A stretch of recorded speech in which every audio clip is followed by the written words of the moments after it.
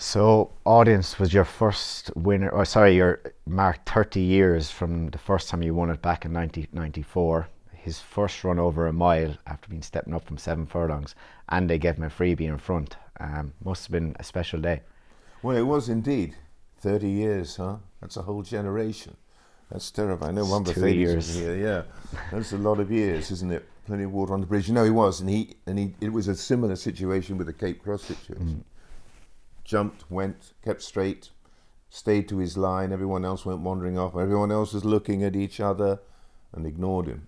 And they paid the price. I mean, he's a 7 furlong horse who managed to do it over on slick ground, good firm ground, over the mile. But it was a mighty relief because we had Inspiral in the race, and she probably hadn't quite come to herself. Filly in the spring, Filly, yeah, so often sun the hadn't case. come out. And but he became in his super sub, you might say. Yeah, with a good jockey in his back as well, Rob Havlin, who obviously is a big part of this team. And very much so. He's been with me a long time. We met in Manton, and that's where he first came to ride for us, and he's a key part of the team. He did have all this time with Frankie. He was setting the car up for Frankie the whole time, setting it up, and he wasn't allowed to drive it, you know. He got his day in the sun, yeah, and truly exactly, deserved. like in the motor racing world. Yeah, a big part of this team.